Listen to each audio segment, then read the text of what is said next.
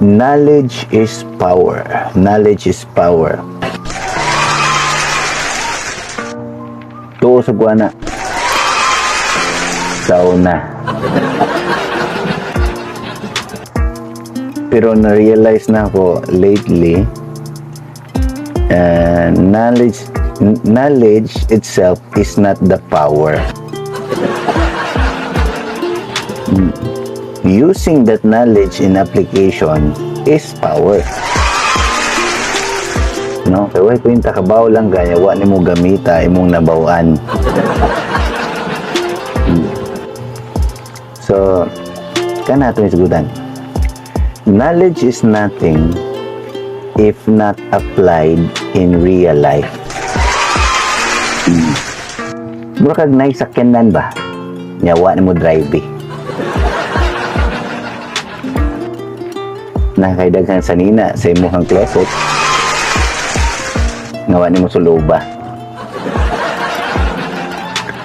So ato'y kwenta. Daghang kay kutsara sa inyong kusina.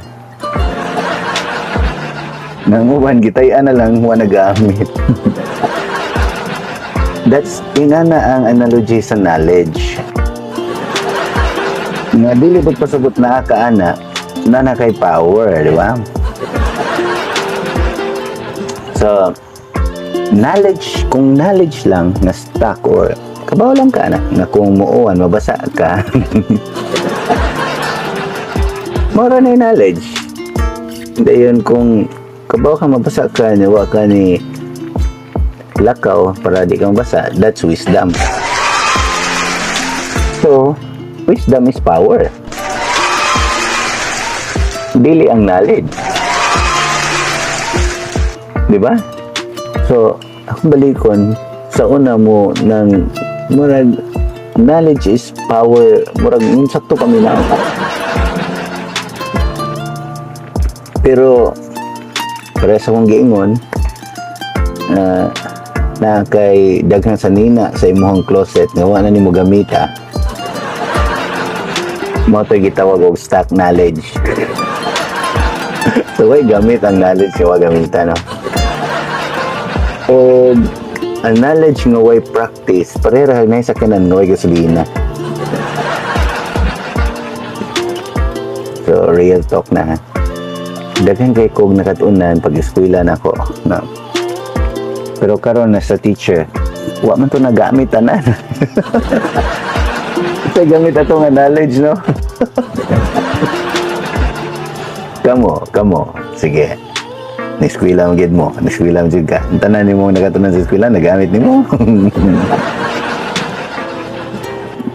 Naiuban na gamit, naiuban gamitunon pa, naiuban wa gyud. Na bright pa kay kato, perfect pa ka, di ba? Pero pag man nag-eskwelahan, wala na gamit sa bahay, wala na gamit sa silingan, wala na gamit sa kana. So another is kanang living within your means. Mura ra gyud ana, you have the knowledge pero wa na gamit kay wa ka pa unsaon, di gyapon. I've tried to live within my means. Yan ba siya may mo? Kung try ka, sir, dahan kay kag utang lagi. Kaya, wala ko na-apply. I'm a failure. Usa ko sa failure, no? So, ni-fail ko sa live within your means. Huwag ko niyong sunda ko. Kaya, I'm a failure yan eh. So, ay niyong sunda ang sayop na. Pero tagaan ito may sample. Nga nung lisod ang living within your means nga as a teacher. Basta lang ka example lately. Ang eskwelahan nag-project og 1 TV per classroom. Free na ha? Wala bayad. 5 gana. Charge sa MOE. So, mga worth 18,000 yata to eh, or 15,000 maray nga na. So niabot ang usa ka TV gihatag sa teacher na lipay sa teacher o na siya TV nga smart TV sa iyang classroom, di ba? Pero yun ang office kaya bahala og keep safe ana ma'am. I-charge na naman mo, ikaw may nadawat ani, pirma ka nga nadawat mo ang TV. So, keep safe. Make sure nga safe in mo room, nga di na makawat kay sa mo ang lugar dere uso kayong kawat. Ay, may pakpak nito. So, tungod ana, para matawad ang TV, kunya properly ang pagkataod, nag-hire siya og tao, iyahan na kay libre ng TV niya ang eskwelahan pag yun may mo pataod, no?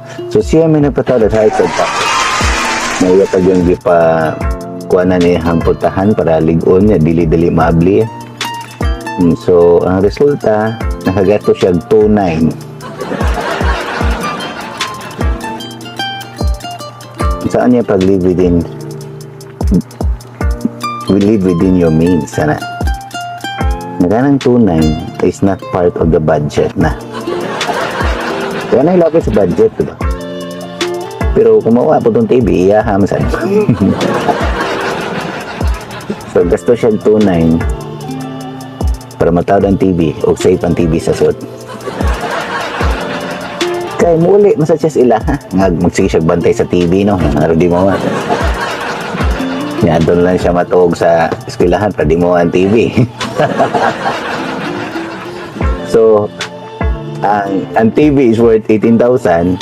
Ang pagtaod sa TV o ang pagpaligon sa lock sa room, 2,900. So, asa nang live within your means, anak? So, muna yung mga reality.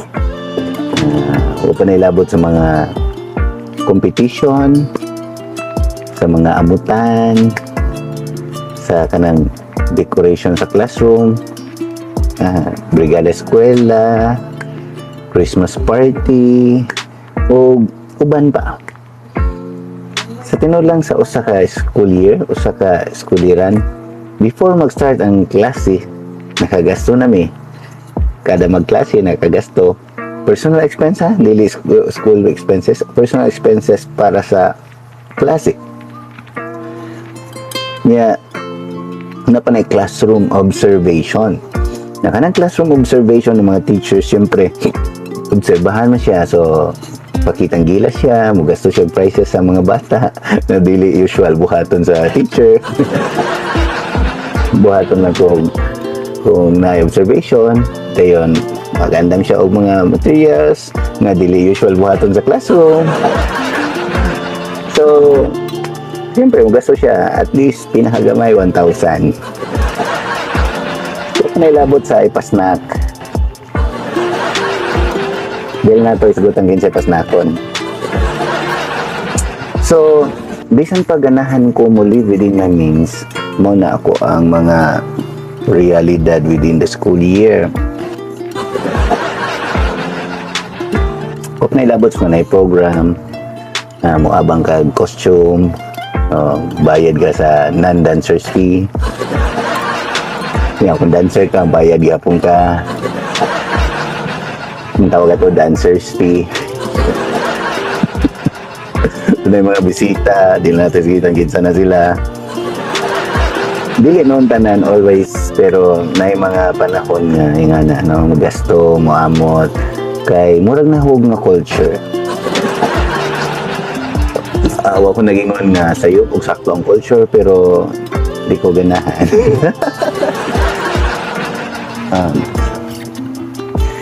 Nalagdi ko matangtang niya kung gibuhat na. Anyway, kung ko i-mention ng mga pan. So, pero mana akong but pasabot. I tried to live within my means. But, bisan pag di ko ganahan mo gasto beyond my means. Mana gitawag og napugos ko. Kaya di ko ganahan unta, di napugos, diba? Pero kung nailabot sa ako ang gastuhan sa balay, nga kung masakit imong ngipon, masakit ang ngipon sa imong anak, masakit ang ngipon sa imong asawa, mupalit ka tambal no. Kaya di tambal kay live within our means. O ganang na yung mga birthday nga kana murag extra na ginano. So di ka ta mag birthday no, walay pista, walay party, wala tanan. Pero kung pangutana, kung dili tana, wala na nato buhata, madato sa gatan. Is it an assurance that if I live within my means, madato ko? Paminaw ako di, ano man, kumusta ko ba? Live within your means ka. Oh. Ay gasto, wala ka, tigom kay ka, ligsan ka, patay ka. So, kung naging mo itabo na, pero wala mo ganda. The future is uncertain. Dito sure sa ugma, no? Pero tao, tigom-tigom ka, tigom na nakay 100,000 sa bangko, masakit ka. Puro tras hospital ka. So, mga real talk, no? Ganang live within your means, we try to live within our means, especially ako, naningkamot ko nga to live within my means, pero ang kinabuhi mas daghan o gihatag na challenge kaysa ako means, no? So unsa ako ang gibuhat, gipunan ako kung means, di ba?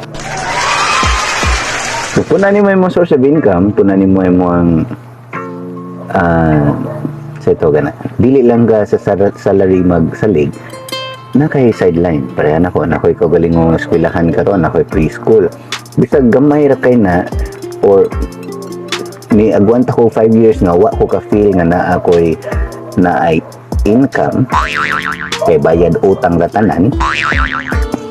Pero karon lately naka-feel ko sa ginansya. Gamay. At least na gamay.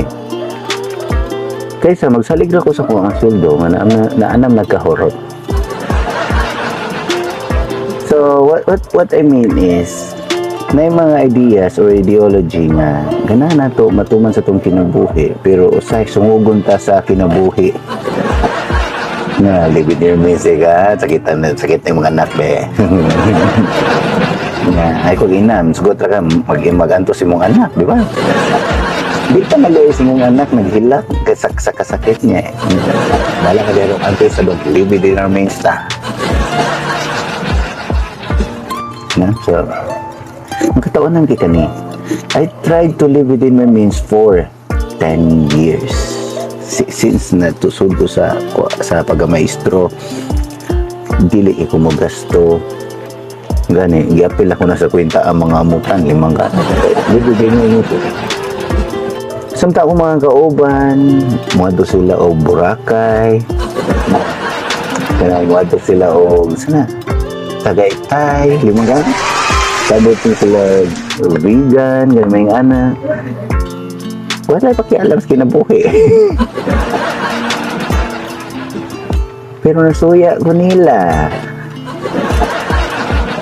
Wala sila nag-live within their means, pero na-enjoy nilang kinabuhi. Samtang ako, itlog-itlog na tawag hotdog. Kaya live within your means lagi. Palit po ko ito ng inigsweldo, palit ko grocery nga ng pang good for 1 month na mga sardinas, huwag laglaag, birthday rin siguro, maghanda o gamay, di haras sa balay, di pagin mga imbitaro silingan, kay libinin yun. Pero wak mo ko nalipay. Pamilya na ako, akong gisilutan, akong kugalingon na itong ibuhat. Nga naman, gusto pa mo yung tao, guwan man na ng pakitang, isa na pasikat man ang uban, ganang, patay mo, may uban mag-post sa social media, ganang, paminaw ninyo, marag hinambog na sila, showing off man na sa unsa ilang na palit, unsa ilang na batunan, sa ilang lugar nga giadtuan, or show off from mga na, di ba? Pero, kung mga tanaw-tanaw na masuya, pagbaya tanaw, saya, bitan lang tanaw. Kaya paminaw nyo sa trabahoan, wala na show off. Mabita mag-uniform ta, nindot kita porma mga teacher, no? Nindot porma polo, wala ito'y kaon. Di ba showing off sa gyapon na? Di ba that's one way nga nag-show off ka na mura ka disente kita naon pero way so di mo bulsa. Di ba pakaroon ingnon gihapon na? Nga nindot kayo mo ang uniform padung sa trabahoan o padung uli pero inyong pamilya naglisod og kaon. That's still showing off. No, pakita sa ulo. Pundutan yung promo. Hindi siguro nagtrabaho. Diba? So, balik ko sa knowledge. Murag batik itong knowledge is power ko, no? Pero, para na ako, if that knowledge is not useful, bisan pag nabatunan na ni mo knowledge, parehara nagsanina ang nasa mong closet na wani mo gamita. Or nakay sakinan nga wani mo drive kay mahal ang gasolina. No? Or nakay motor wani mo drive kay flat. So, useless knowledge. Dili tanang knowledge nga imong nabatunan magamit nimo. Take it from me as a teacher. Illiterate na mga tao kay kabalo mo learn, mo relearn, o mo unlearn. See? Unlearn, di mga gana. So, una kayo nakatunan nga, why gamit, i-unlearn. So, una kayo nakatunan nga gamit, i-relearn. So, na pa kayo wala nakatunan, learn. Kung nakauyon ka sa video na mo nakitaan o ginahan ka, nakakamabaw sa sunod ng mga videos o mga uploads na ko, follow me on Facebook and TikTok and subscribe to my YouTube channel and then click the notification bell nya pay bawal lang pud ko kung unsay imong comment din ha kung nakauyon ba ka o wa aron mas ma-improve na ko akong mga videos. Daghang salamat.